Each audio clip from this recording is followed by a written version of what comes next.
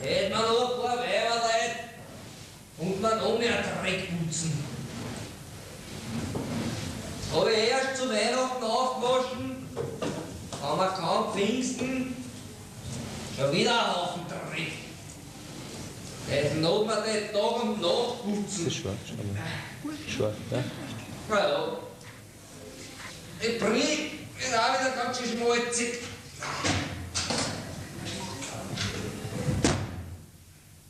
Ja, mein Titus! Bist jetzt da oder nicht fertig mit deiner Putzerei erst? Ja, du Depp, tritt du da nicht ein, wenn du siehst, dass noch alles nass ist. Hast nicht du gar keinen Sinn für Reinlichkeit? Ja. Ich muss da einer treten erst, weil ich da zu dir komme. Ja, aber dann warte wenigstens Biers, bevor du dir einen sauren Stumm einmarschierst.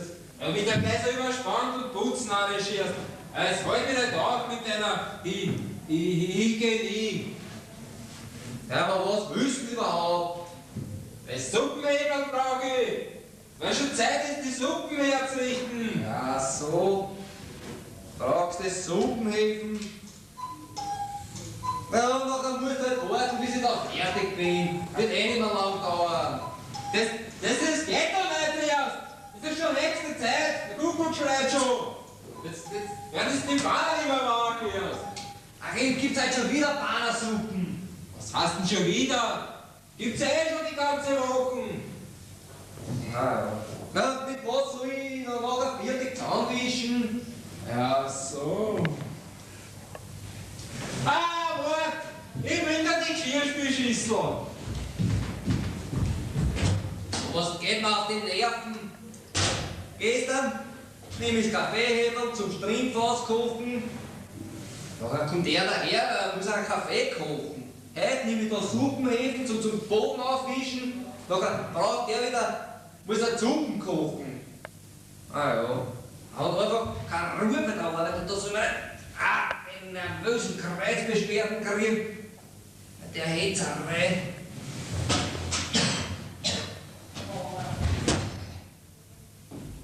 So, da hast du die Schüssel und schießt schnell das Wasser rein. Ja, auswaschen aber du auch wieder nicht. Dann mach ich den Boden ganz dreckig. Mach da keine Spirifanter mehr. Die bringen die Schüssel passen ganz gut zusammen. Ich weiß nicht, dass man dir überhaupt keine Reinlichkeitssinn beibringen kann. Es langt schon an, so ein Reinlichkeitskasperl, wie du einer bist. Brauchst aber nicht glauben, dass mir wohl gar nichts gerast hast. Ja, so geht doch her mit dem Hefen. Was willst du denn noch? Musst du das Hefen gescheit auswischen, was du Suppen drin kochen willst.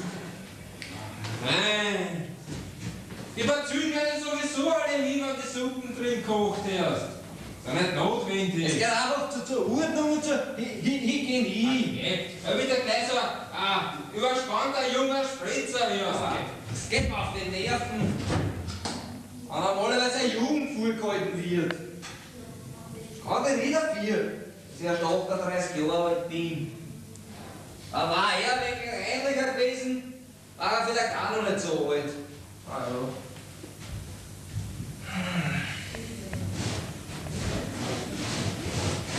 Herrschaft, jetzt beißt mir wieder die Nasen. Das ist kein gutes Zeichen. Entweder es kommt ein Gewitter oder ich kriege einen Katar.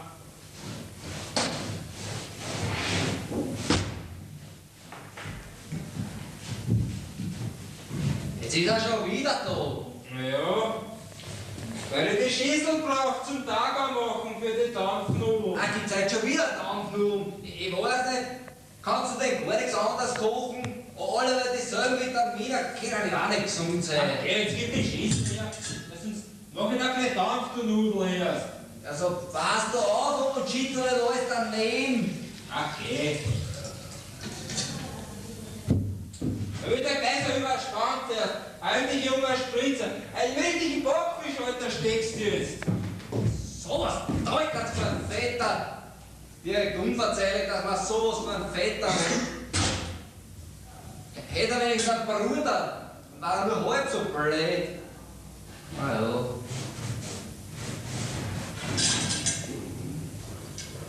Ach, gerade gut, dass ich jetzt schon fertig bin. Ah ja. Das ist wieder eine Zeit lang Ruhe. Bist du jetzt fertig mit der Putzerei, Titus? Ja, gerade bin ich fertig, mein Onkel. War halt gut, wenn du heiraten tätst. Das ist doch keine Arbeit für ein Mannsbild. Gehört doch eine Frau ins Haus. Na weißt, einer ist zwingend. Aber wenn ich eine hab, ist mein Vetter eifersüchtig auf mich. Ja, dann soll er halt auch heiraten. Ja, 2 Weiber sind wieder zu viel. 2 Weiber verleiden's nicht. Und außerdem kommt's viel zu teuer. Aber so ist doch auch nix. Ja, mir gefällt's. Und außerdem muss man nicht den anderen nachmachen. Gibt's halt schon wieder Dampfnudeln? Was heißt schon wieder Dampfnudeln erst? Dampfnudeln ist doch was Gutes. Da kann man ein ganzes Leben kann ich davon essen. Ist noch gut, dass ich schon so alt bin. Okay. Geh, Titus. Gib mir den Fetzen hin. Ja, jetzt kannst du den haben, ich bin eh schon fertig geworden. Weil wisst, ich muss ja die Muskeln ein bisschen auswischen, wenn wir Besuch kriegen. Wer kommt denn leicht? Ja, die Lari kommt aus dem Krankenhaus. Ah ja, die Lari. Gott sei Dank ist wieder gesund. Ja, aber muss ja gleich das Essen ein bisschen appetitlicher herrichten. Ist schon ein recht ein sauberer Bursch, der Vitus, gell? Aber viel zu wenig rein. Ja, ganz überspannt braucht man ja auch nicht sein. Ich will über den Tisch stieren, schnell Onkel. Ja, das verkraft ich noch leicht. Ah, hoffentlich.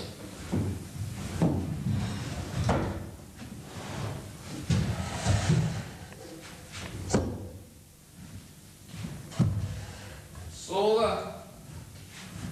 jetzt ist wieder eine Zeit lang Ruhe. Ich schieb mir schnell das Wasser aus, gell? Ist recht.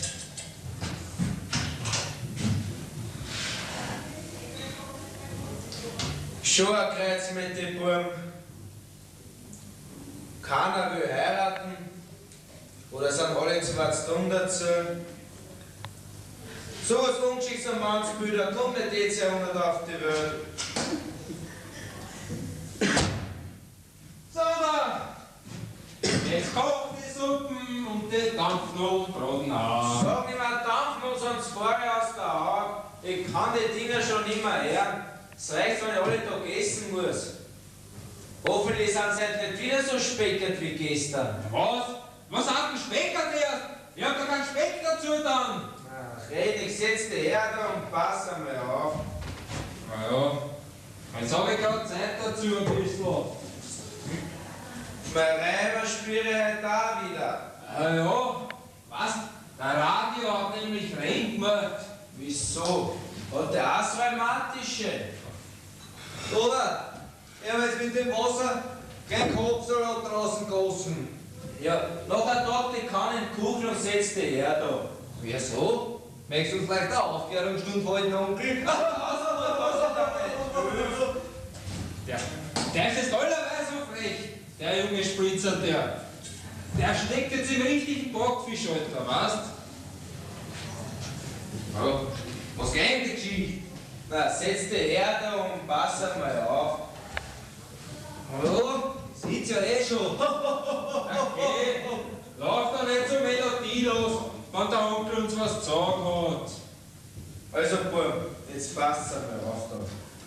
Die Lauri war ein Vierteljahr im Krankenhaus. Wir haben uns alles selber gemacht, gekocht, putzt, gewaschen. Ja, waschen haben wir eigentlich noch nicht. Also wegen dem Vierteljahr nicht der 4 steht. Na gut, wenn Sie also meinst, lassen wir es waschen, also weg.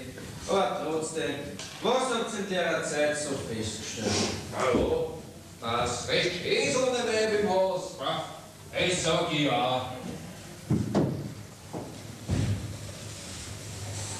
Ja, so schaust du jetzt da so langsam, Onkel?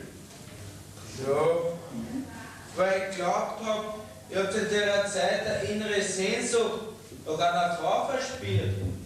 Ah, ich hab nichts gespürt. Hast du vielleicht noch was gespürt, Vitus?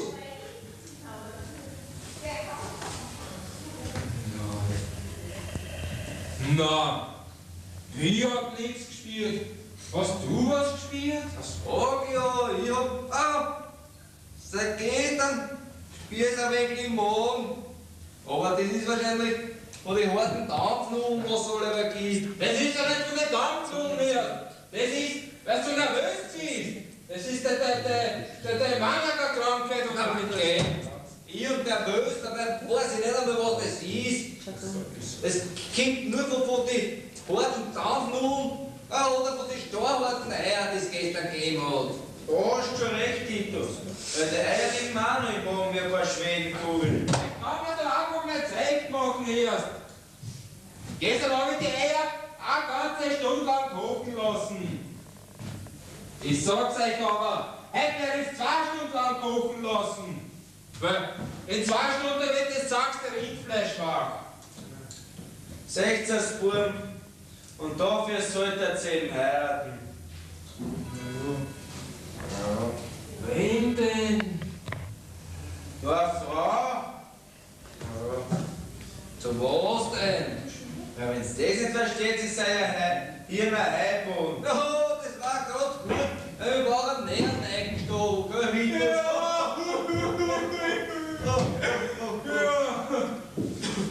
Genau deshalb wird es eben Zeit, dass euch schon langsam um eine Frau umschaut. Ja, Sport. Mit Umschauen, da hab ich's nicht. Ich meine, ich hab einen Zug gekriegt. Ich kann mich gar nicht dran. Ich kann mich nicht umschauen. Soll sich nur mein Vetter umschauen? Es ist ja eh der Ältere. Was? Du bist gut erst. Wie ich mich umschaue? Bei unserer heutigen Straße schauen wir und dann stolpern schon über den Stein. Schau dich nur du um erst. Du bist jünger und du hast noch gesindere Füße als ich. Herrschaftszeiten, warum wollt ihr nicht heiraten? Gefällt euch die Wirtschaft das so? Fast große Löcher in die String, auf keinen Hemd mehr einen Knopf. Das kann doch nicht so weitergehen, Buben. Na, was sagt das nicht, Onkel? Seitdem wir die Löcher in die String fahren, hab ich keine Schweißfüße mehr. Das verdanke ich alles unserer neuen Hygiene. Mit der Zeit seid ihr ganz verkommene Brüder. Was? Wir sind doch keine Brüder. Wir sind doch Vettern. Auf Freude. Vitus, du heiratst. Ich nicht. Was soll der Titus? Nein, ich nicht. Ich bin ja außerdem so Mädchen und veranlagt. Nein. Na, Herrschaftszeiten, dann heiratet ihr alle 2. Das Kind viel zu teuer. Na, warum will denn keiner von euch heiraten? Ja. Ja, warum? Hast du eigentlich du nicht geheiratet, ha? Ja, richtig. Dann heirat du, Onkel. Ich bin zu alt. Und auch früher, da war das nicht so. Wir warten nachher früher, ha? Ja, da war es anders. Da war Krieg und ich hab keine Zeit gehabt. Aber ihr zwei habt sie Pflege jetzt gut überstanden und gehört unter die Hand. Ja, und wenn wir Blöds haben, dann bringe ich im Winter alle 2 Urwaschen hintere und da ist man nie kalt, aber es noch so gefriert draußen. Ja. Ihr seid zwar Blindgänger. Das macht nichts. Hauptsache, es geht uns gut und wir sind gesund. Aber ich sag ja. Hört's einmal, die Laure kommt schon. Was? Ja, dann muss ich ja gleich nach dem Essen schauen. Ja, und ich werde mir noch schnell schneizen, damit ich nicht da stick. Was geht uns schon an? Wir haben unser Essen, unsere Ordnung und freilich sind wir auch. Ja, hoppla, so ein kleines Rechel kann schon mal vorkommen.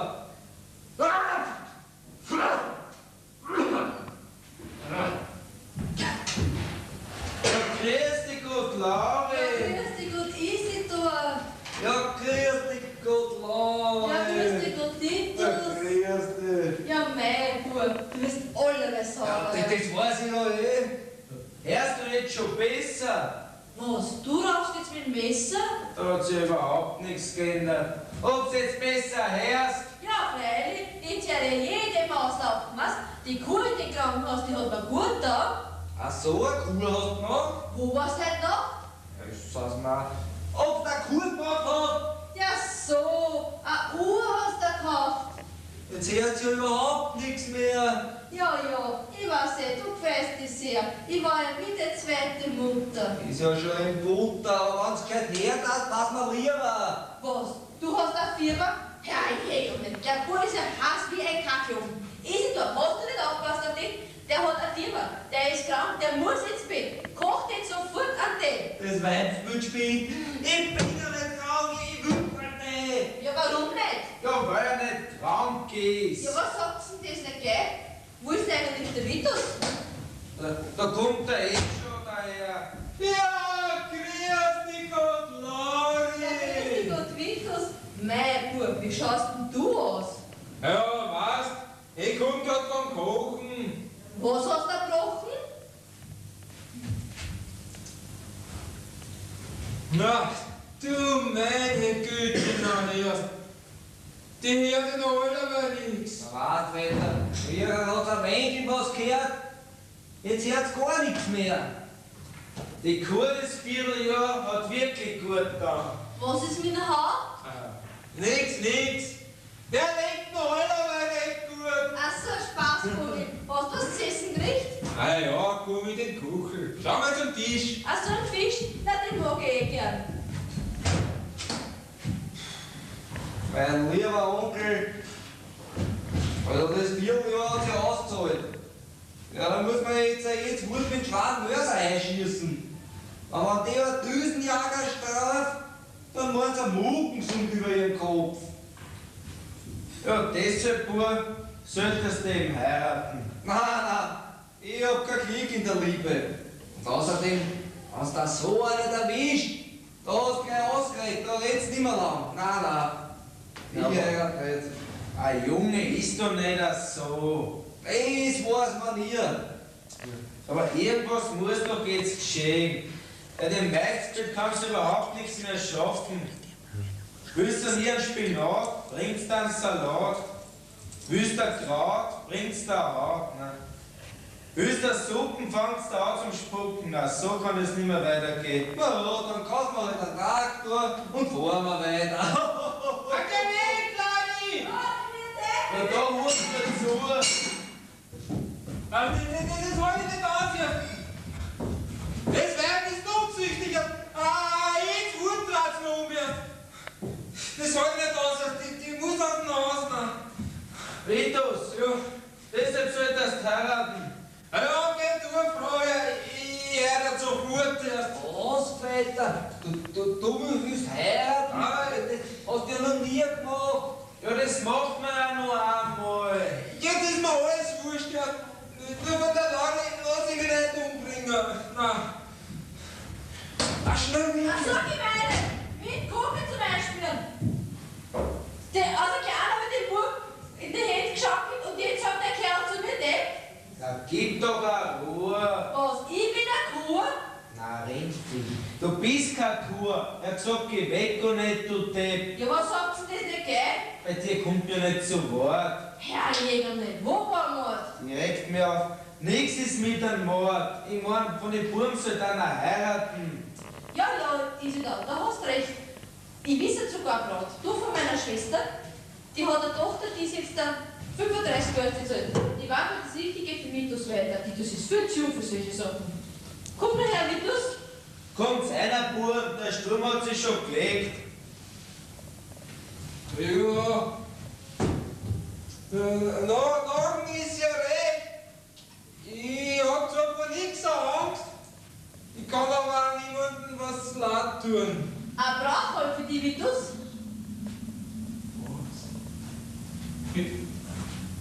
Für mich ein Brot. Jetzt will er wieder ein Grau. Das Weib regt mich auf. Weißt was, Lavi? Nimm deine Socken, geh auf deine Kammer und fahr Gas. Ich erkläre inzwischen dem Buben die Braut. Ist gut, aber schönes Mal ist schon. Also, jetzt pass einmal auf, Vitus. Die Lavi hat eine Schwester, die hat eine Tochter. Und die ist jetzt 35 Jahre alt und die sucht einen Mann. Da warst du gerade der Richtige. Der Titus ist noch ein bisschen zu jung für dich. Na Gott sei Dank. Wie schaut's denn aus? Ja, das wirst du schon nachher sehen. Aber Fisch ist bestimmt. Und mit Kier kann's auch umgehen. Aber hast du mit Ochsen auch umgehen können?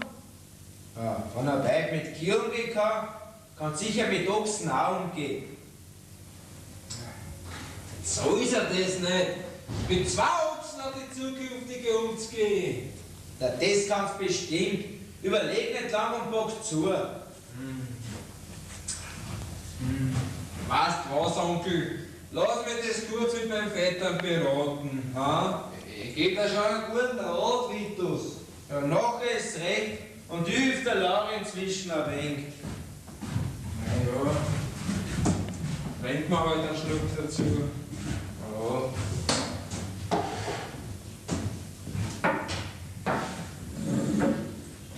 Jetzt rat einmal, Titus. Aber komm, trink mir vielleicht zuerst einmal.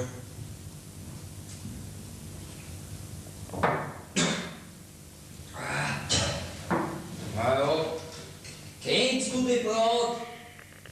Ist das die? Mit den Haaren auf die Zehen? Oi. Und die mit den kurzen Fingern? Und die mit der wamperten Nasen? Ja, dann ist das die mit den dicken Wahlen. Und die mit den abstehenden Urwascheln? Ja. Die mit der 2 Zentner Schwanfigur. Oh. Was meinst du nachher dazu? Ja, ich mein halt. Ich mein. Was? Heirat du? Nein. Ich heirat nicht. Heirat lieber du. Du bist ja sowieso der Ältere. Ich trau mich aber nicht. An dir wird in einer Weiberlein überhaupt noch nie traut. Was machen wir denn nachher? Einer von uns 2 muss ja heiraten. Ja, aber der Wölfe. Das war ja wurscht, weil eine Braut ist ja da. Ja, das ist ja grad. Ja, wenn kein Blatt da war, braucht ja keiner von uns heiraten. Was hast du da? Was machen wir denn da nachher? Ja, ich mein halt. Ich hab's! Kann man's losen? Ha? Ja, nachher kann einer dem anderen keinen Vorwurf mehr machen. Wer das loszieht, der heiratet, der mag die Geschichte. Ha? Jawohl. Pass auf einmal. Schau. Siehst du das Schüling da in meiner Hand? Ja, den zieh ich schon. Pass auf. Erratst das? In welcher Hand ich den Schilling hab? Heiratst du. Erratst das aber nicht. Nachher pack halt die Geschichte, ha? Jawohl. Hoffentlich habe ich jetzt das Glück und bleib ledig. Ach komm, rat. Ah ja. Wenn ich nur wisst, wo drin huckt, die Braut. Ich mag's auf jeden Fall nicht. Na ja. Mach auf da. Ah, Mutter! Du hast es ja! Du musst heiraten! Ich freu mich! Du magst die Geschichte, aber du hast es erraten! Das gibt's ja nicht. Ich will kein Weib. Ich will nicht heiraten. Nein, ja. Ich geh doch nicht zurück, spiel es! Nein. Aber hast vielleicht gar geschummelt, ha? Warum denn? Na, was hast du denn da in der anderen Hand noch drin, ha? Ich schummel doch nicht! Ja, dann mach auf die Hand. Da geht die Finger. Ah, so eine Lumperei. Hat der in jeder Hand eine Braut. Aber dass das gleich weiß.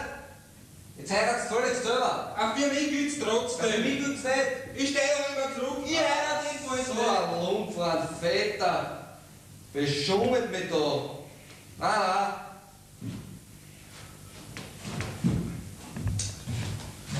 Geh, Peter!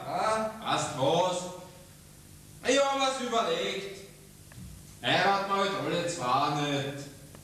Das ist eine Idee.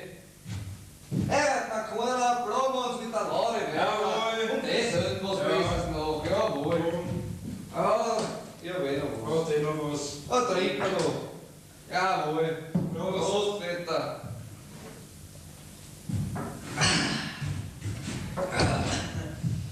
Also, was ist jetzt, Burm? Na ja, mein Vetter und ich, wir haben uns das überlegt. Wir heiraten nicht. Was? Er gibt der Braut ein Kind? Jetzt passt doch endlich einmal auf. Sie haben gesagt, sie heiraten nicht. Ja, warum nicht? Grüß Gott miteinander. Grüß Eine Karten hätte. So nimmst du schon, schau dir wie Gas, du kannst Donner. Dann vierte. Ein Kandel, Wägelkandel. Ja, ein Standard kannst du mir schon geben. Mit dir haben wir immer einen Stand gehabt. Oh, Prost. vierte. Ja, das wird nett. Nein, Dienst ist Dienst. Na ja. Jetzt lese endlich, was auf der Karte aufsteht, Vitus.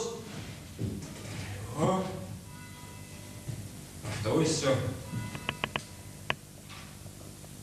An den Herrn Titus, halt! Die Karten waren ja die. Ja, komm, les. Ja.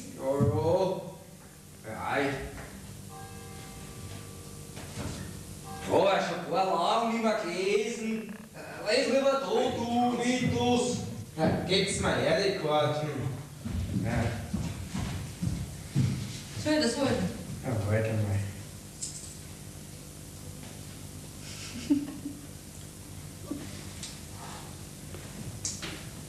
Sehr geehrter Herr Hall. Was? Ein Kalt gibt's heute? Warum, da sagt man von dem nichts, ne? Ja, halb steht da, jetzt passt doch auf und lest mit da. Ihr Haus wurde mir bestens empfohlen, wegen seiner ruhigen, einsamen Gebirgslage. Da ich strenge Ruhe und Einsamkeit zu meiner Erholung benötige, biete ich mir ein Zimmer auf 14 Tage zu vermieten. Bin eine sehr ruhige, liebe,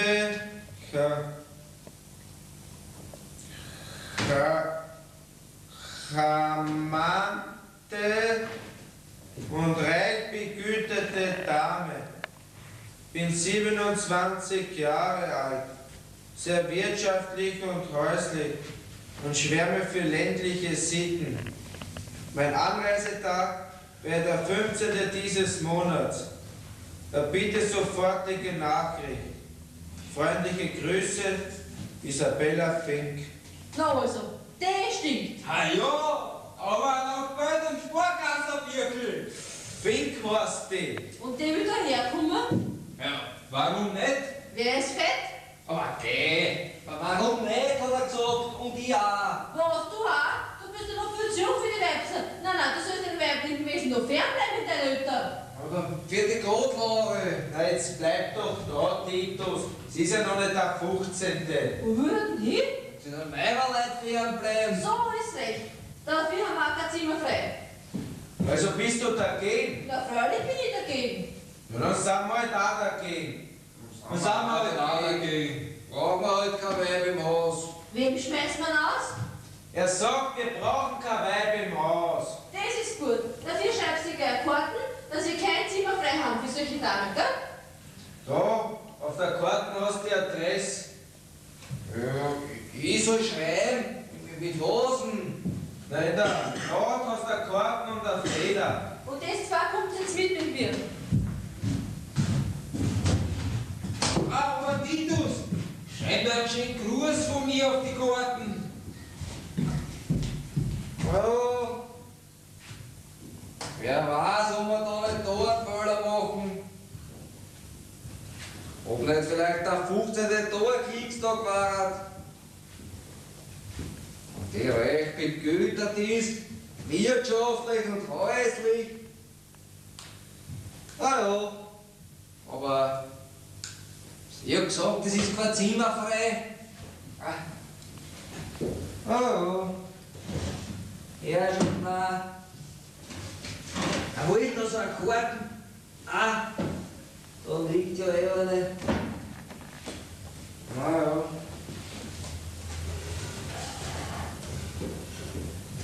Und die schwärmt für ländliche Sitten. Also wenn die mich so sehen tat in mein Sonntagsquartel und wenn ich die so sehen tat.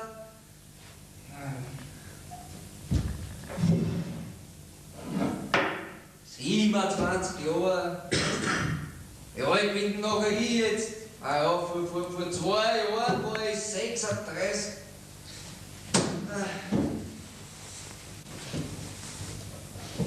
So gut jetzt auch, dass ich dem Haus.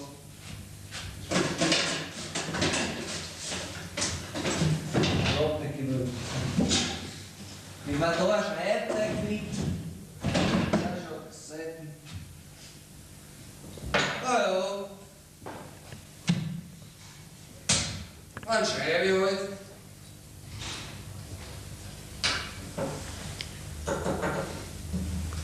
Liebe Isabella. Herrschaft, ist das ein Name? Der gefällt mir. Hey, was schreibe ich denn überhaupt? Ah ja. Teile. Ja, was teile ich denn? Ah. Teile am herzlichsten mit, das, jetzt kommt der Haken, ja so, dass kein Zimmer größer als na, jetzt habe ich ja das vergessen und statt kein eingeschrieben, soll ich das noch eine Flicker. Ja, das schaut doch auch nicht schön aus. Aber ich muss ja tun, sonst bringt mir das bleibt nicht um. Naja, nachher schreibe ich halt das wegen der Laure oben drüber. Jetzt habe ich der Laure gefolgt, damit ich aber mir auch noch wenig folgt. Streich es gleich wieder durch. Ja, genau so mache ich. Jawohl. Und überhaupt weiß ja eh kein Mensch, was ich auf der Karte geschrieben habe. Gut so. Die Karten trage ich jetzt gleich in den Postkasten. Hey, Victor! Hast du der Dame angeschrieben? Na, der habe ich einen gescheiten Notapfer geschrieben. Was ist das auf dem? Es muss ja nicht alles immer gleich mit Dank gehen. 27 Jahre erst. Recht betütert. Und die soll andampfen lassen? Na, da muss ich ja gleich selber einen Karten schreiben. Und nachher nicht ob zwei. Es geht doch nicht. Und was schreibe ich denn da schnell? Ah ja. Liebste Isabella. Der Name, der Keile dir. Also, das muss jetzt ganz raffiniert kommen. Und ich hab's. Ich teile dir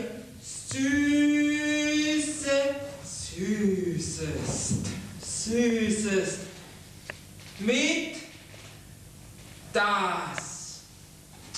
Und das mache ich jetzt auch so, ich habe da gar keine Tinte dafür gemacht.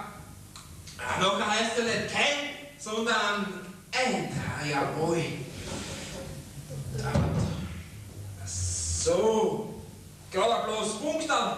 Jetzt tauche ich wieder ein und schreibe ein Zimmer frei ist. 27 Jahre erst. Jetzt geh ich noch schnell von der anderen Seite zum Postkasten, damit der Titus nicht sieht. Also viel zu tun dazu, mein Vetter.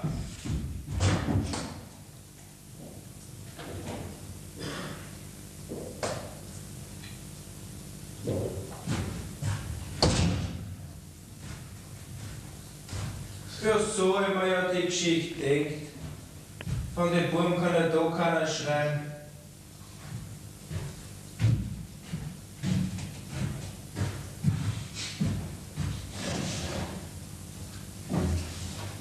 Eine Karten haben wir eh noch da.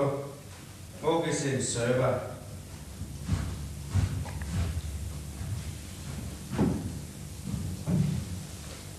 Aber vorher trinke ich schon einen Schnapsal.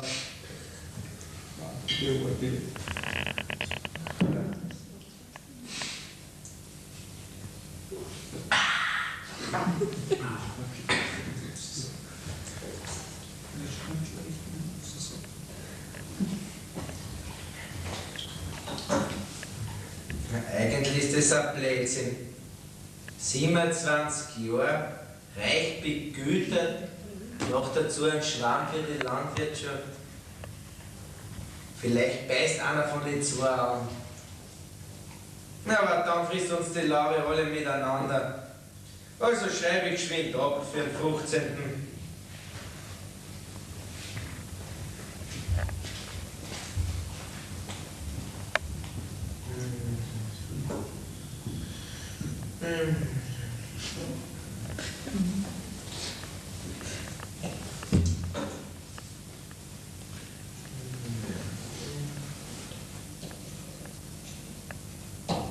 So.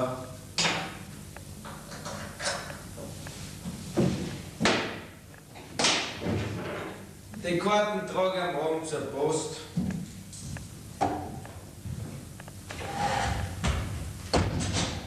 Jo, woher kommst denn du? Ich Blattwirt. Ich habe den Fuß verstanden. Da ist nicht schon alles mit uns. Woher kommst denn du? Ja, zum Regen fahren sie jetzt auch, glaube ich. Also, was ist jetzt da? Ja. Wir sind alle drei dagegen. Was von wegen? Na, dagegen sind wir. Das freut mich. Ja, mir auch. Und wir auch am 15.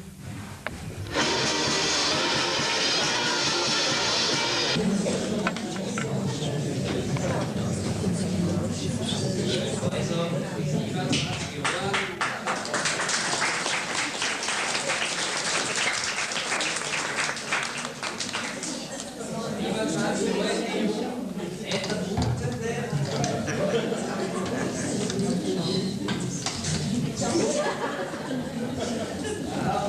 Aber endlich der Kabel mit deinem Haar kann man nicht.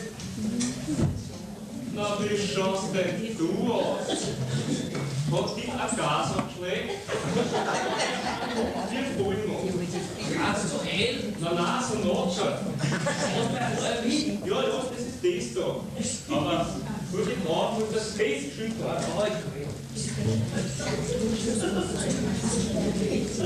Ja. Was willst du, was wieder gehen? Dafür liegt es habe ich auch noch was dabei. Da, ich hab das. Was ist denn da drin? Herztropfen, die Altersschwäche und Ungesendet. Ist ja nicht dran. Wahrscheinlich.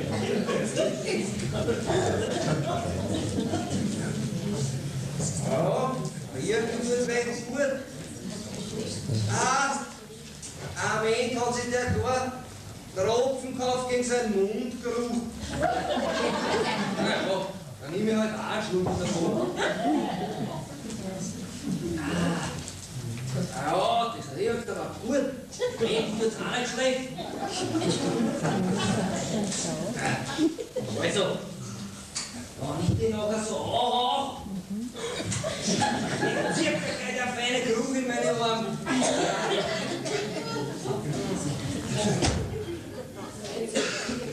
Was machst denn du da? Ah ja, sein Herztropfen habe ich probiert. Was? War der Kandel schon da? Ja, aber da fehlt ja überhaupt der hinterhältigste Vetter, den es gibt. Was sie hinter meinen Rücken Herztropfen, so ein alter Depp. Jetzt zieh mal die Tropfen her, also fahren die jetzt ein Stier zusammen. Und überhaupt erst. Zu was brauchst denn du ein Haare? Warum stehst du schon den ganzen Tag vom Spiegel? Wo bist denn du noch den ganzen Tag gestanden? Ha? Und überhaupt erst. Was hast denn der schöne Gewandel heute an? Ja, weil ich bald Geburtstag gehabt. Dann hab ich aber einen Arbeitstag. Den hast du ja schon gehabt. Jetzt gib mir endlich die Schere her und die Bürsten.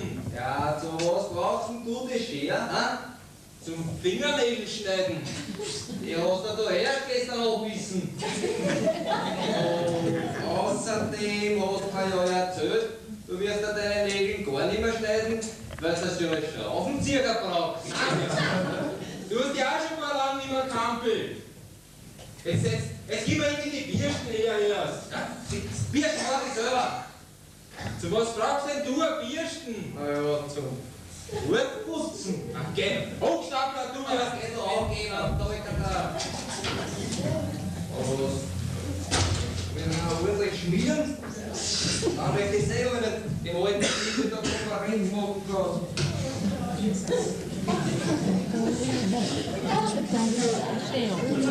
Schon recht, Bub.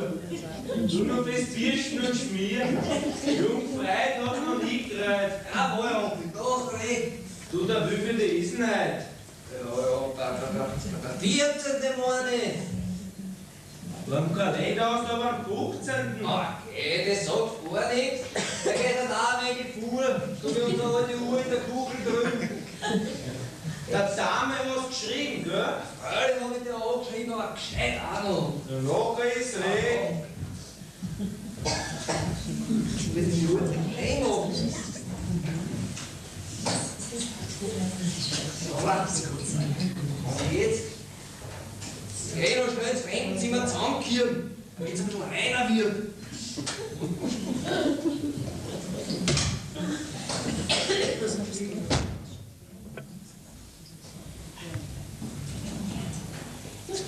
Du musst ihm auch so einen Spiegel kaufen. Das sehe ich schon.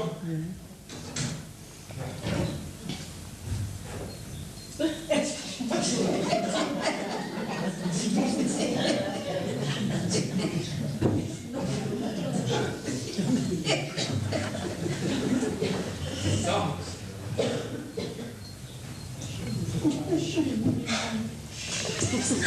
Der sitzt jetzt in meinem Gesicht drin. Es wird ein Rosal im Garten. Muss ich mich noch schnell ein bisschen kampeln? Dann möchte ich ja sehen, ob ich dem jungen Spritzer nicht Konkurrenz mache. So. Und der dumme Teufel wisst, was ich für einen schönen Garten dem Fräulein geschrieben hab. Der weiß ja gar nicht, was los ist. Jetzt muss ich aber schnell ins Fremdenzimmer gehen, ein frisches Tischtüchel auflegen, damit alles sauber ist.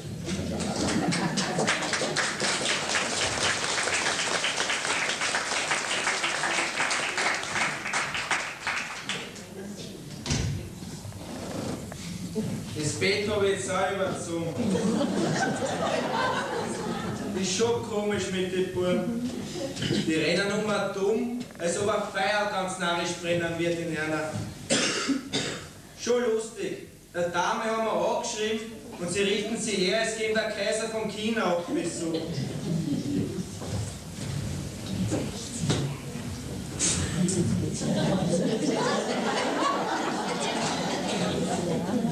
Mir tät man meine 70er Jahre auch nicht aussehen.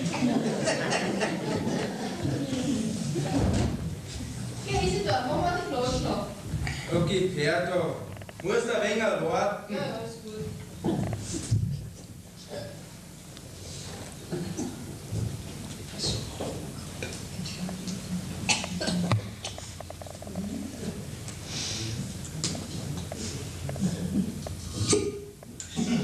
Du hast jetzt keine Kraft.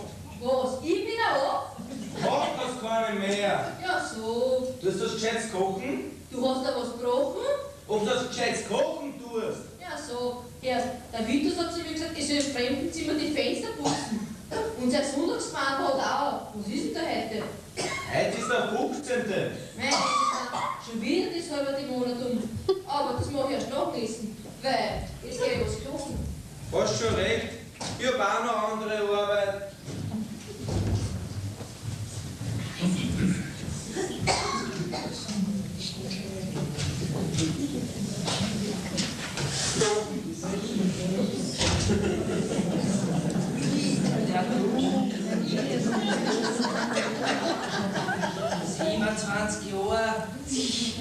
Warum stell jetzt ins Fremdzimmer am Tisch, mit den Gliedern wegen freundlicher ausschaut? Aber ein Gesicht mit ihm.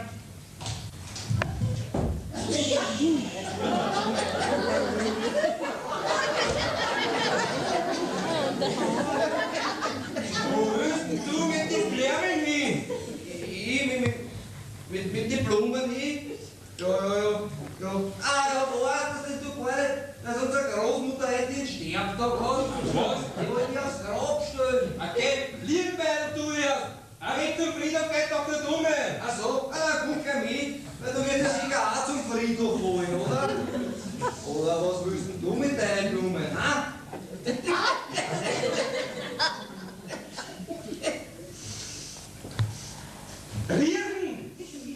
Riechen, das war's, du junger Spitzer. Ja, riechen drauf.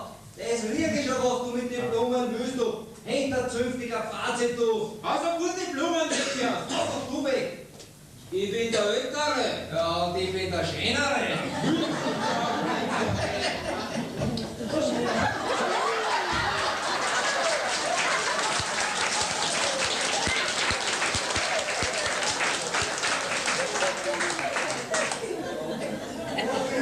Was willst denn du mit den Blumen, ha? Die Blumen, die wollte ich ins Fremdenzimmer stellen, weil ich meine Schwester kommt heute auf Besuch. So. Das geht doch nicht erst. Dass deine Schwester allerweit ankommt, wenn man es nicht brauchen kann. Du hast doch der Dame geschrieben, gell, Titus? Das habe ich ja angeschrieben, aber man weiß ja nicht, ob sie die Karten auch sicher gekriegt hat. Da stehen wir alle drei zusammen mit dem Tag. Dann lass doch einer. Da ist ja eh schon die alte Schaffer. Wohnt hier ein Verhalten oder ein Verschwunden?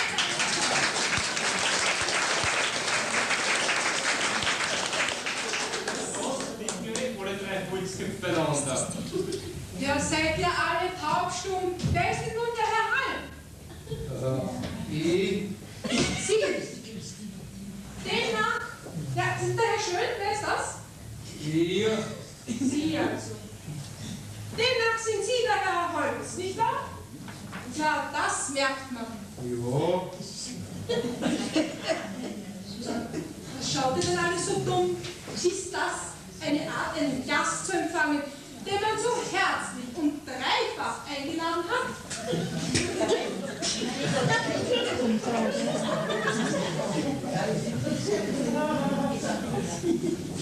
Entschuldigen schon. Wer sind Sie, Bittchen? Ich bin Freilich Isabella Fink und habe für den 15. hier ein Zimmer angemeldet. Sie. Hat Sie eine Geburtsurkunde dabei? Herr, was fällt Ihnen denn? So ein Zug. Fräulein, das muss aber ein Irrtum sein. Der Vitus, geh hier und spielst nicht Lauri ein, damit du...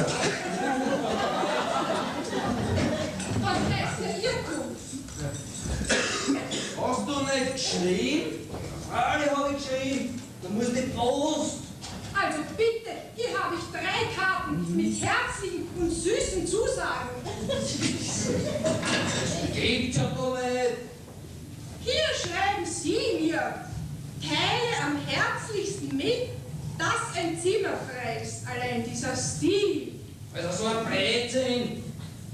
Da sieht man doch ganz deutlich, dass über dem ein kleines K steht. Das heißt, dass kein Zimmer frei ist. Das K ist doch durchgestrichen. Oh, Gegert, so tut man doch bei uns, wenn man was Besonderes hervorheben will. Daher schön schreibt mir hier, Was? Du hast auch geschrieben?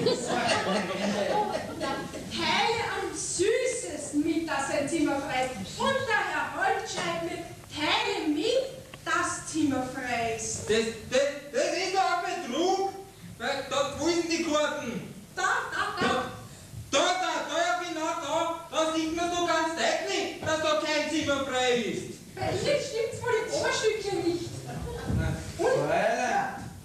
alter Mann. Ich habe mich da bloß verschrieben.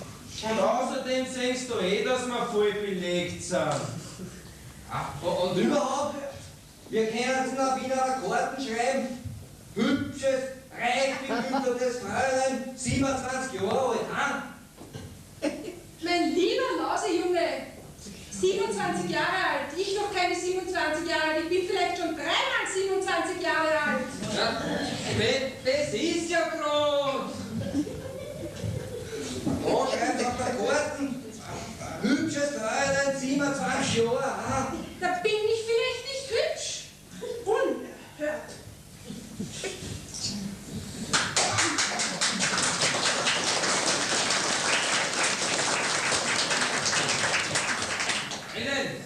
Wenn das nicht mal Ihre Führung der Behörden. Also jetzt zeigen Sie mir mal, wo auf meiner Karte das von 27 Jahren Da steht. steht er ja ganz deutlich, 27 Jahre, nicht? Das heißt doch 72. Da ist bedenkenlich ein kleiner Schreibfehler unterlaufen. Das kann ja passieren in meinem Alter. Ja. Was wollt ihr mit euren Blumen? Ja, die waren für den Schreibfehler hergerichtet. Ach, so ein Überraschung. Ja, wenn wir wissen was, ich gebe Ihnen einen gut gemeinten Rat.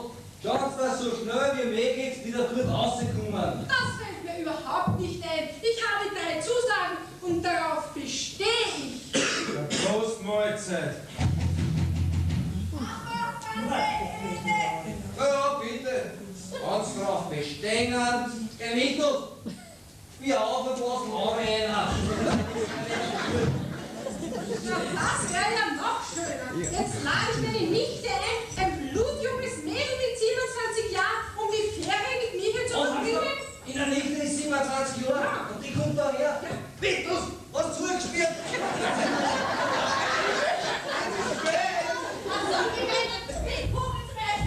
Was will denn der da?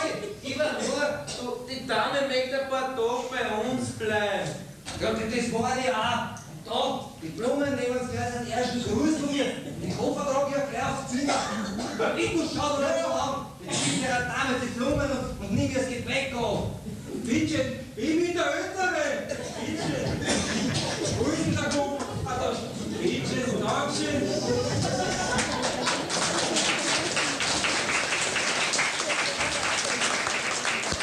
Also das verstehen wer kann. Was? Die alte Blöcke? Unerhört. So eine Zumutung. Nur schau. Was? Jetzt ist er dran? Nein, in die Kost wird mir keiner kommen, ist schon. Nein, das ist unsere Hauswärterin, die Lauri. Die Pferde schon ein bisschen schlecht. Hier fehlt wohl bei dem jeden woanders. Also bitte, Raul, sorgen Sie dafür, dass hier alles in Ordnung kommt. Ich gehe ins Teil auf das Bürgermeisteramt und erledige dort meine polizeiliche Anmeldung. Ist recht. Unerhört.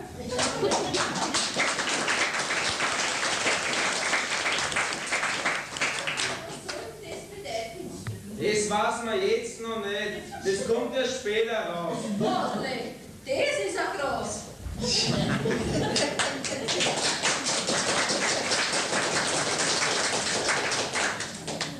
Lass Blumen sprechen.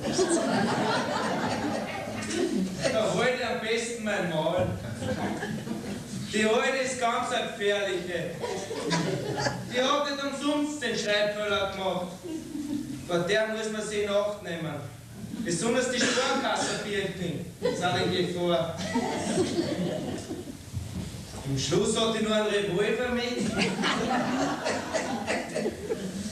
Da weiß der Kuckuck, wo Nord und Süden ist. Dann gute Nacht.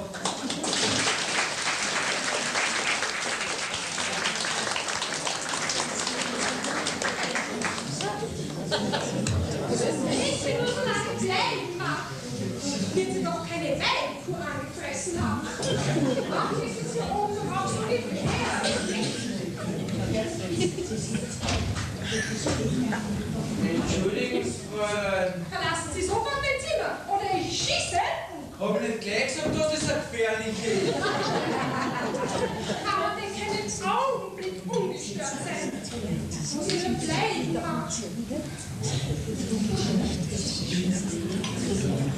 Ah, ich sehe sie schon kommen. Bin ich glücklich.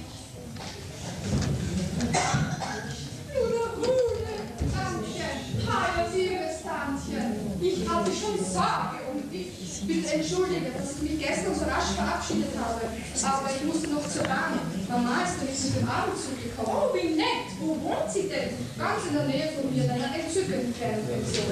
Mama ist begeistert. Begeistert. Ich auch, aber bloß von der Gegend. Aber wieso denn? Du hast es doch recht nett für Tantchen. Aber die Menschen scheinen entweder verrückt oder beklopft zu sein. Hey, das ist doch einfach schämt. Wieso denn? Als ich gestern hier ankam, fing mich offensichtlich eine Junggesellenkompanie und ein sterbendes Feld. Das war die Haushälterin, die sich herausstellte. Die ist ja köstlich. Ich hatte gerade noch Glück, dass ich nicht gleich hinausgeflogen bin. Unhöflich und taktlos bis dahinlos. Erstaunlich aber. Lediglich, weil ich mich für eine Anmeldekarte verschrieb. Statt 72 Jahre habe ich 27 geschrieben, was ja schließlich in meinem Alter passieren kann. Nicht wahr? Selbstverständlich. Die 3 Einladungskarten habe ich dir schon lesen lassen. Gewiss. Die alleine sprechen schon und bestätigen absolut eine. Ein Eindruck, soweit ich das hier mitgekriegt habe, halte ich es für unbedingt wahrscheinlich, dass die beiden Hausburschen das Heiratsalter versäumt haben und trachten nun mit Gewalt eine Frau zu ergattern. Und du kannst dir vorstellen, Luderhude, eine möglichst reiche, junge und hübsche. Aber das ist ja fantastisch. Was meinst du, der Luderhude? Die Absicht der beiden Brautwerber. Die sind ja dümmer Villain.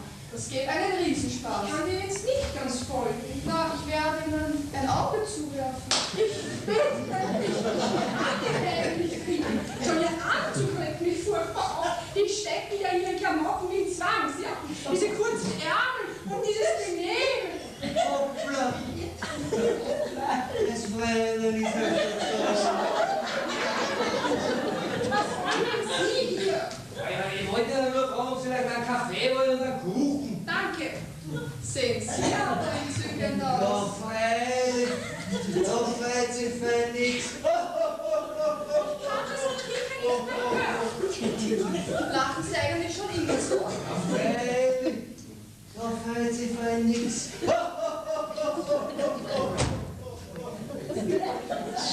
Ach so, Patsy! Was tust denn du da? Schau, der Kind. Du hast doch gar nichts verloren. Meine Herren, kein Streit. 2 so hübsche Herren werden Sie doch nicht streiten wollen. Da freut sich fein nix.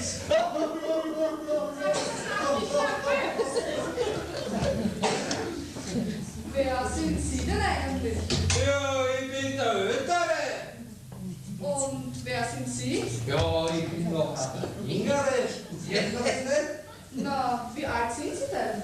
Ja, ich bin noch 7 Jahre jünger als er. Und wie alt sind Sie? Ja, dann locker. Um 7 Jahre älter als er. Ja, unmöglich. Wie jung sind Sie denn wirklich? Ja, das stimmt schon. Ich bin 7 Jahre jünger als mein Vetter. Ich möchte gerne wissen, wie lange Sie schon auf der Welt sind. Ja, wie lang? Ja, mei, 71 bin ich lang. Nicht du erst. Kapierst du das nicht, wie das gemeint ist? Ja, so meinen Sie das. Ja, nachher bin ich halt 38 Jahre bin ich alt. Aber in Wirklichkeit bin ich erst am 31. weil ja 7 Jahre nicht daheim war. Sie auch schlau. Brennen! Er kann doch das nicht leiden. Demnach sind Sie 7 Jahre älter. 45 also. 45 erst, ja? Und wie heißen Vitus! Sie? Und Sie? Ja, ich bin noch ein Titus. Wer von euch beiden ist denn da der Alt? Ja, der bin ich. Demnach sind Sie der Herr Schön. Ja, freilich. Nein, das ist unmöglich, das kann ich mir nicht merken. Damit keine Verwechslungen entstehen, verbinde ich die beiden Namen Halb und Schön und nenne euch Meine zwei Halbschüler. Ja, freilich. Wir sind ja eh verwandt miteinander. Warum habt ihr denn noch nicht geheiratet? Ja. Warum hast du noch nicht heiratet, Titus? Frag doch nicht gar so blöd. Hat uns doch bis jetzt alle blaues Essen gekocht. Rudolina, so komm doch endlich! Sofort, Tantchen. Entschuldigt mich bitte.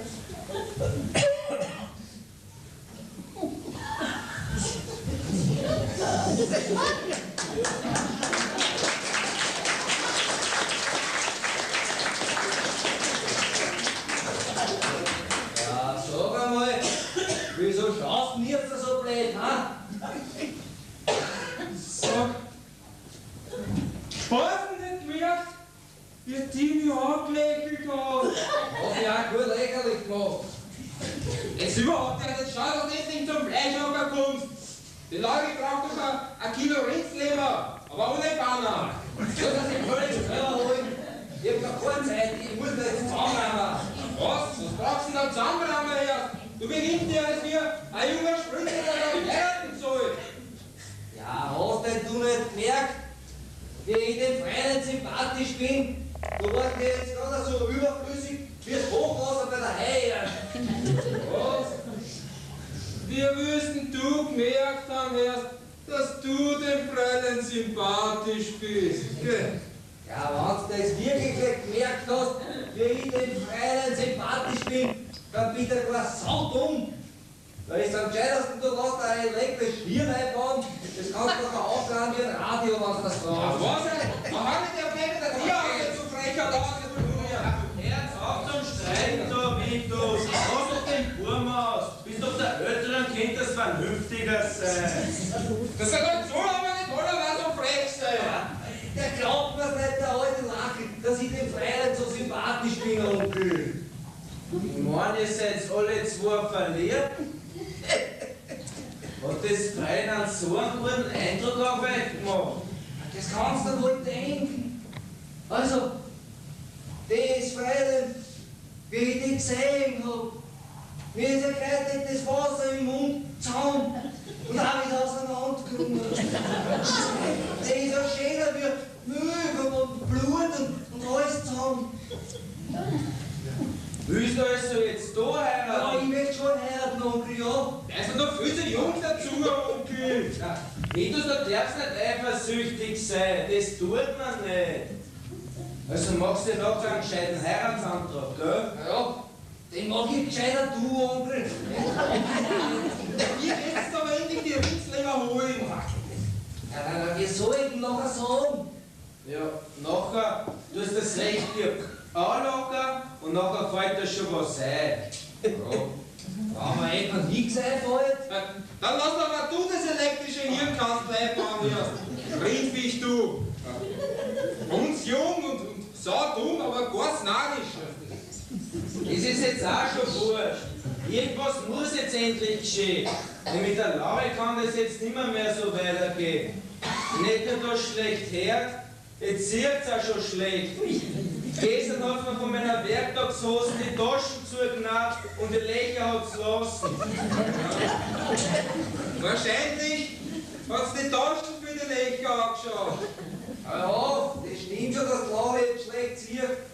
Weil gestern auf die Nacht haben wir ja in der Rindsuppen statt die Suppennudeln die Schnierwehren drin gehabt. Da war mir Vorrat gehalten. Geht's dir was an, Handel?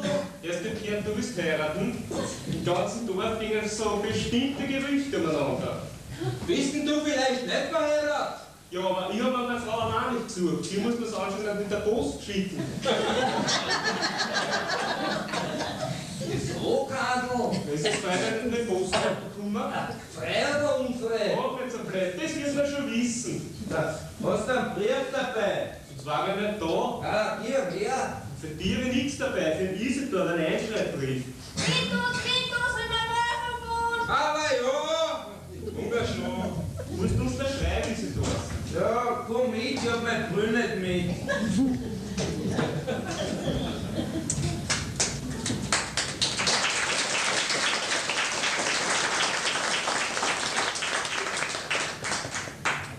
Gott sei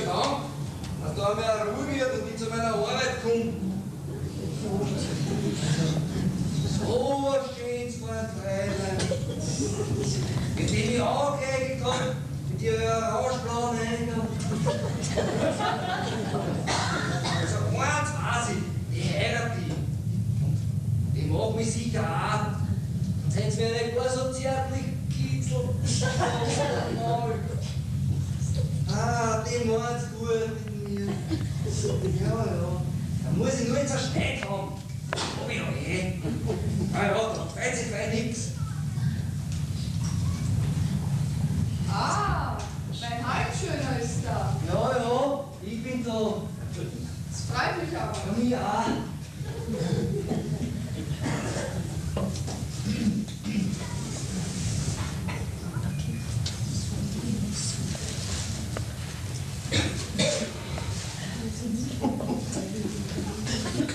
Haben Sie irgendetwas gesagt? Bis jetzt noch nicht. Schau, so viel zu tun. Dann schauen Sie nur weiter. Ja.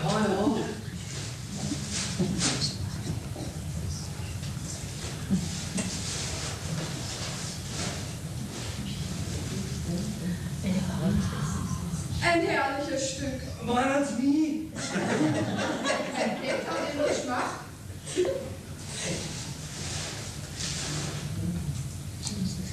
Seh, Fräulein, waren Sie schon mal verliebt? Ich? Nein. Ja, nicht. Wieso fragen Sie denn? Ja, man fragt halt so. Ach so. Ja, schon seit wann du mich erschreckend. Fräulein, wollen Sie einmal heiraten? Ja, warum denn nicht? Schließlich ist es ja der Sinn unseres Lebens, einmal eine Familie zu gründen. Ja. Nur ist es oft schwierig, den richtigen Partner zu finden. Ja, mit der Mitgift ist es so verhoben. Das heißt ja Mitgift. Darauf kommt es nicht an. Aber es ist schon richtig, was Sie sagen. So manches Lebensglück junger Leute scheitert an der Mitgift. Und was ist das Ende? Das Geld zerrinnt, das Leben geht weiter, der Kerl wird alt und dumm und versäumt und verspekuliert die schönsten Jahre seines Lebens. Und am Ende steht der Muttersegen am Ende da, in einem dummen Gesicht. Ganz richtig. Man soll also niemals eine Heirat von einer Mitgift abhängig machen. Ganz richtig. Man soll nur schauen, dass der Partner ein reines und treues Herz hat. Das ist viel wichtiger als alles andere. Ganz richtig. Und das habe ich eh. Und es ist ja gut, dann werden Sie sicherlich einmal eine recht brave Frau bekommen. Ganz richtig. Außerdem soll man sich nicht allzu viel von den anderen reinreden lassen. Ganz richtig. Schließlich ist es ja das eigene Glück oder Unglück, für das man sich entscheidet. Ganz richtig. Denn wenn man einmal alt ist, verknöchert und talgig, kann man nicht mehr zurückkehren in die Jugend. Ganz richtig.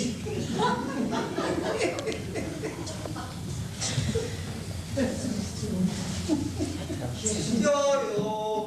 In die Berg, da ist halt schön. Ja, das stimmt. Mir gefällt es ausgezeichnet hier. Ja, mir auch. Ich bin nämlich da daheim. Ja, das weiß ich. Ja, da wollt ihr als Arme heiraten. Gewiss?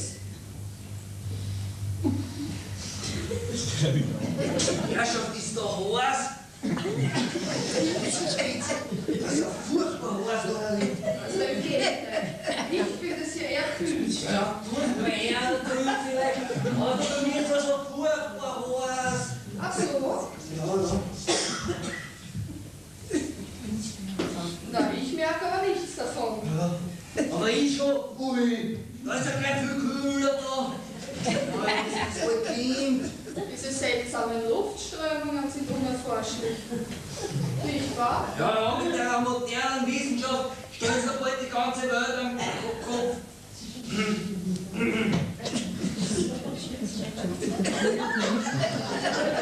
Aber wenn du wisst, wo mein Vater ist, hat er mir gesagt, der hilft mir der Zahnräumer. Wieso? Hier ist es ja sowieso sauber. Da ist ja eh sauber. Ja, da wollt ihr also auch heiraten. Das haben Sie mich schon einmal gefragt. Ach, so eine Gemeinheit erst! Jetzt ist der Neujahr da! Jetzt geht endlich die Rindsleber holen her! Gerade jetzt musst du mit der Rechtsleber daherkommen. Sie Fälle, glauben Sie den Kerl da nicht ernst? Der liegt wie druckt! Aber der sieht doch so ehrlich aus. Das meint man ja nur. Jetzt geht er endlich in die Küche. Man macht da lange ein Feier. Ist ja da schon heißt nur. Ja, dann tut das Freiler nicht stören. Aber nein, ihr beide stört mich überhaupt nicht. Ihr seid so nette Kerle, richtig zum Verlieben. Ich schon. Jetzt geh in die Küche.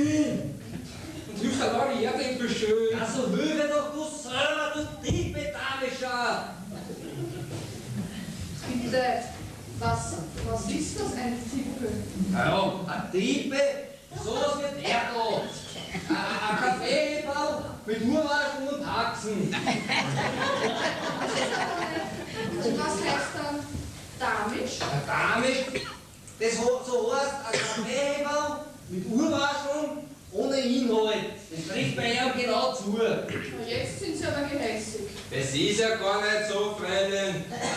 Da muss ich Ihnen was erzählen. Wir reden nur ein kleiner Bube. Da habe ich ja mit einem Star so einen Ekel im Kopf gehabt, dass der das halbe Hirnkastel auseinandergehängt ist. Die Freundin, damals ist sein Vater gekommen und hat geschaut.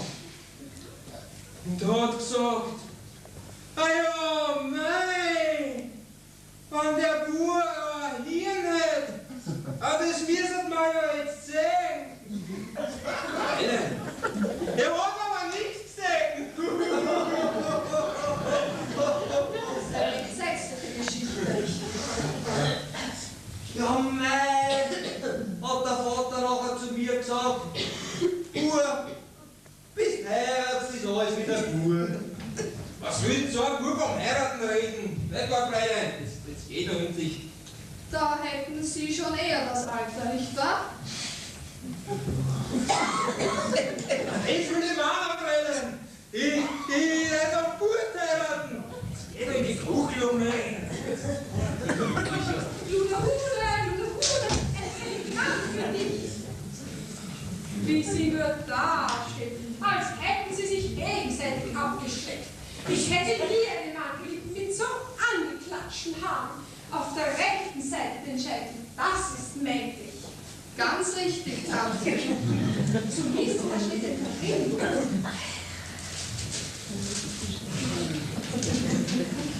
Ankunft morgen, feiern gleich Verlobung, dein Peter. Morgen schon, da muss ich doch gleich zum Friseur. Mach das, Tantchen. Hallo. Ich werde mich morgen verloben. Mit mir? Das kommt erst morgen auf. Auf jeden Fall seid ihr beide recht herzlich eingeladen. Meine zwei Halbschöner.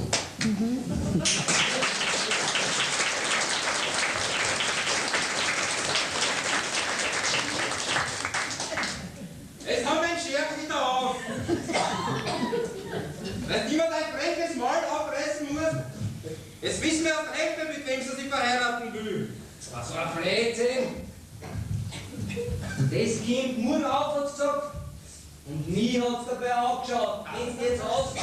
Du wie als Mann, der? Ja, aber sowieso. Da stehen ja alle zwei aneinander. Wo ist denn das Feiern hin? Das ist zum Verloben. Die Katze am Boden.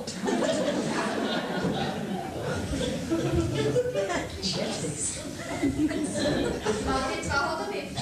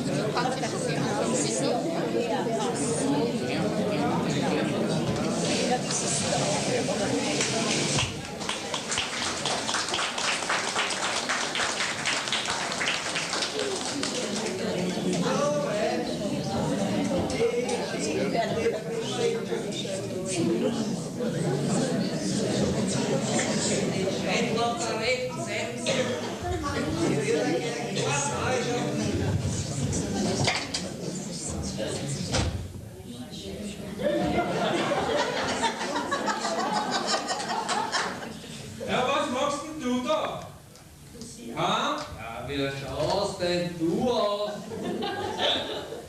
Ja, so was brauchst du einen Scheitel auf der rechten Seite? Das machst du überhaupt nicht. Und überhaupt schamst dich du gar nicht, dass man alle bei euch nachmachen muss, du alter Wackel, du. Was brauchst denn du an, ha? Der ist ja ganz schief, der Scheitel erst. Du schaust damit aus, als wäre ein Gasbock am Kreuz erst. Ja. Und überhaupt erst. Du brauchst ja gar keinen. Der Scheitel ist ja auch kein Scheitel, sondern eine S-Kurven. Aber weißt du was? Du brauchst auch keinen. Was? Aber spiel da gleich an, wenn das in den Noten ausgeht. Jetzt probier's gleich heraus, was du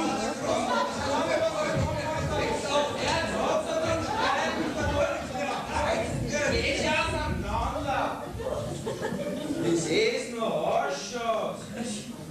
Ja, macht mir alle bei alles nach. Da ist doch nichts dabei, wenn alle zwei einen Scheitel haben. Er hat angefangen. Was brauch ich mir alles nachmachen lassen? Er hat ja mir nachgemacht, den Scheitel da. Ja, der sich doch mit so einem lausigen Remper nicht um Atom streiten. Außerdem, schönen Gruß vom Fräulein. Für mich, Ja, gell? für mich, du. Der Herz auch doch für alle zwei hat's gesagt. Das ist ja nicht wahr, Onkel. Heute wollte die Entscheidung. Heute verlobe ich mich nämlich. Was Blödsinn? Ich bin ja so ein Freilich viel sympathischer Onkel. Das ist ja nicht wahr. Okay. Das will ich heute auch was gesagt. Dann lasst halt den Vitus das Vorrecht, der ist ja da der Ältere. Ah, in der Liebe, da gibt's das nicht. Ja, da muss nicht vernünftig sein, Bub. Erst was der Onkel sagt. Schnell, schnell, die Worte des Rindfleischchen. Ich warte sie nur Zahn mit Geremien nach, weil es frisst das Blut des Fleisch und wir gehen auf Tochter die Zahnlucken schauen. Er hat Zeit, nicht eine Anflug Ich gemacht. bin auf Tochter Also Vitus, jetzt red einmal gescheit, jetzt sind wir alleine. Ach, da gibt's ja gleich gar nichts drin. Das Fräulein ist nämlich in Wien verliebt. Was? Ja, die mich angeschaut hat. Wie hat denn das Fräulein die nachher angeschaut? Ach, das muss ganz einfach sein, Herr Onkel. Das kann ich gleich gar nicht so sagen. Ja. Und warum meint dann der Titus, dass er ihr viel sympathischer ist? Ach, der hat ja allerweil so eine Krankheit. Aber Onkel, so könntest du mir nicht sagen, wie er den Vetter dann so bringt, dass er zurücksteht. Ja, das ist doch ganz einfach. Du tust das so, als ob dir das Fräulein immer mehr gefällt. Ja, dann nimmst du her. Das stimmt ja nicht. Während er nachdenkt, warum dir das Fräulein auf einmal nicht mehr gefällt, machst du ja gescheiten Heiratsantrag, nachher ist die Sache schon gekriegt. Ja, eine gute Idee, Onkel. Jawohl, so werde ich es machen. Weil mein Vetter der von nicht davor kommen, was? Eine gute Idee. Ja. Aber nachher riechst du mal gescheit her und tust dir mal gescheit kämpfen, gell, wenn das Fräulein kommt. Das werde ich machen. Hilfe! Hilfe!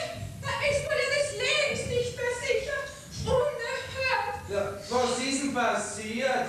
Ein Ochse ist ausgebrochen und ist auf mich losgegangen wie ein Löwe. Die ganzen Blumen hatte mir abgefressen. Ach, jetzt auf Zeiten. Na, so ein Ochserdamischer.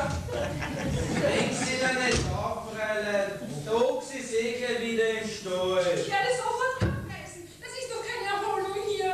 Raubtiere unter Menschen zu lassen, direkt lebensgefährlich. Nein.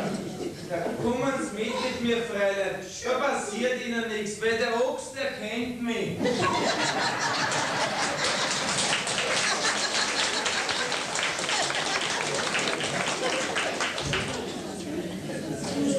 Nein, die hat nicht viel Zeit, die sind im Dienst. Aber, ich will nur was sagen. Nein, ich will mir nicht in eine Liebesgeschichte ein. Auf meinem guten Rat wird man da gehen können. Ja, so mal das. Und du keinen Schnaps da haben?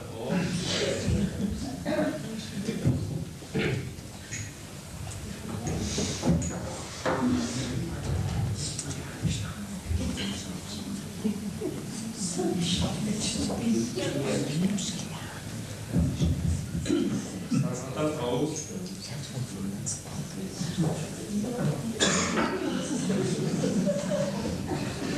Ja, was soll ich jetzt machen, ein wenig schnell? Naja, weißt du, liegt es auch so, mein Vater möchte die Frau heiraten, die ich auch heiraten will. Und du willst heiraten? Ja, Fröde, jetzt ist es halt einmal so weit und heute ist Verlobung. Aber ihr seid euch doch in der Braut gar nicht einig. Das ist doch dann gut oder Das ist ja gerade. Und ich brauche die halt einen guten Rat, was ich da machen kann. Das ist ja ganz einfach. Tu es so, wie wenn dir die Braut nur gefallen geht. Wenn nachher gefällt es einem auch nicht mehr. Ja, dann nimmst du eher. Nein, wenn sie wirklich auch nicht mehr, dann tust du einen Stein im Brett. Verstehst du? Ja, was du meinst. Aber gibt es denn da keine andere Möglichkeit? Und was meinst denn du? Das ist ja nicht so richtig verraten. Das ist ein Blödsinn. Tu es so, wie ich dir gesagt habe. Mach so, wie wenn dir das Ganze, egal ob das freiwillig macht, nicht mehr gefallen geht. Danach, wenn das so richtig draufkommt und sie singt, ja, machst du die schnell Liebeserklärung, wer ist der Blamierte. Ja, ganz schwarz. Ja, so ist es so. Ja, denke ich auch noch.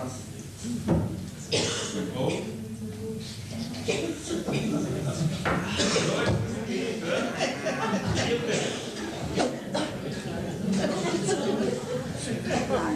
Ja, das ist eine gute Idee von dem Karl.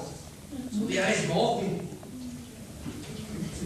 Aber, naja, kann man nur gewiss wissen, ob sie das Fräulein mit mir oder vielleicht da mit meinem Vater verloben will. Aber die wird es ja gewiss selber noch nicht wissen. Weil sonst hätte sie ja nicht gesagt, dass der Streit aufkommt. Ah, aber die hat bestimmt weggefahren. Ja, ja. Ui, da kommt ja schon mein Vater. Oh, aber den werde ich jetzt gescheit reinlegen.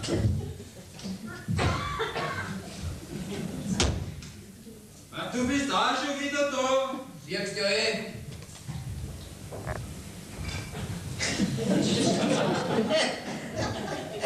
So ein hochwertiger Teufel. Ja, da wisst ihr ihn jetzt einlegen. Den hab ich jetzt gescheit am Bandel. Peter! Ah, Sag einmal, wie gefällt dir denn das Fräulein? na ja. Gibt nur schönere Weiber auf der Welt. Heißt das, dass du tot zurückstehst? Was? Mir gefällt's einfach nicht. Aber schon überhaupt nicht. Ich hab ein paar Mal so eine gewisse Abneigung gekriegt gegen sie. Was? Heißt das, dass du ihn heiraten sollst? Nein, das hab ich nicht gesagt. Aber ich mag's einfach nicht mehr. Das ist aber schon... Wieso? Ja, wenn du mein Plan ins Wasser fällt, den ich vor ein paar Minuten gefasst habe. Wieso? Welcher Plan? Ich hab mir gedacht, schau, du bist so viel jünger als ich. Und zum Schluss passt das Fräulein doch besser zu dir. Das stimmt ja eh. Naja, wenn du aber nämlich so eine Abneigung hast, dann werde ich mich halt da opfern müssen. Ich und der Abneigung, wer redet so ein Blödsinn? Du selber hast es doch gesagt. Aber geh! Hab ich doch nur gesagt, damit es ja eklig für den Fräulein. Aber in Wirklichkeit bin ich doch verliebt wie ein heißer Bäckerkind. Ach, siehst du's? Und das hab ich nur wissen wollen. Aber schlag dir dein Hitz ruhig aus dem Kopf, weil das Fräulein heiratet ihn. Ach du, fragst, dass wir nicht wärts kommen, du hast schon der Limit, du. Und du willst mir jetzt gehen können, her? Du Spritzer, du! Aber ich sag das. Wenn du mir meinen Plan vermasselst, dann wirst du mich kennenlernen. Ja, aber du wirst mich kennenlernen, was ich auf der Stelle bringt. Okay, ja du. Reinig's Gesicht, Burm, wenn's Fräulein kommt. Fräulein kommt, also jetzt ab ist. Jetzt Halt ist Ein Herz auf zum Streiten da. So, komm schon, Liebling, unsere Gäste warten. Guten Tag, meine Lieben. Grüß Gott. Siehst du wirklich? Das sind meine zwei Halbschönen. Ein herrliches Motiv für dein nächstes Bild. Großartig, zwei wundervolle Charakterfiguren. Das ist mein Peter, mit dem ich mich heute verloben werde. Ein erstklassiger Kunstmaler. Ja, pur.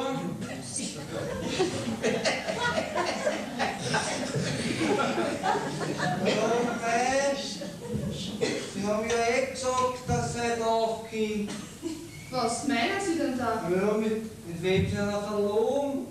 Ja, meine Herren, ist Ihnen das etwa unklar? Na. Aber ist ja schon recht. Ich dachte, wir wollen zu einer kleinen Skizze Modell zu stehen. Was meinst du dazu, Vitus?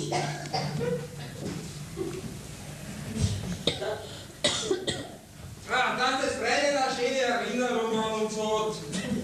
Auf jeden Fall seid ihr beide heute unsere Gäste. Und der alte Herr natürlich auch.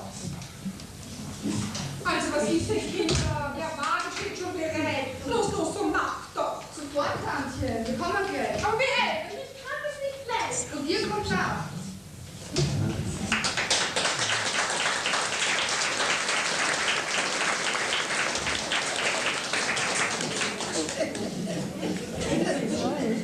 Vitus, weißt du, wie ein Teich der Hornochs freischaut?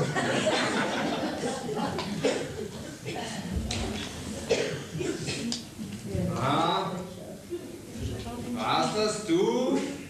Ich weiß auch nicht. Weißt das du? Ja, da schaut euch einmal da in den Spiegel. Gerade so.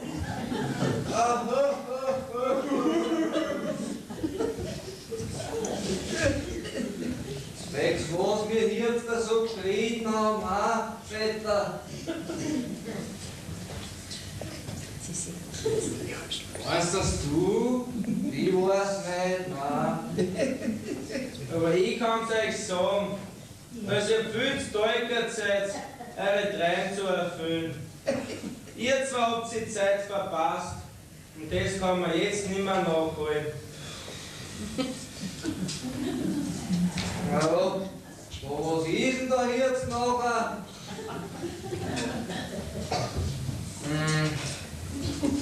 Alles bleibt beim Alten. Ja. Dann übernimmst da morgen du wieder den Kugeldienst, nicht? Ja, ja. Und du schaust, dass die Stumpfe wieder sauber wird, ha? Ja, ja. Aber jetzt geh ich mal zur Verlobung. Weil jetzt ist mir alles gleich. Ah, wie ja.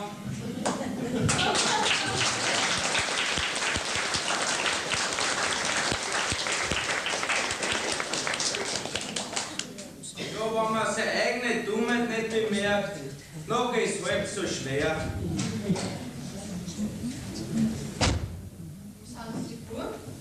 Die sind zur Verlobung. Wer ist ein grober Hund?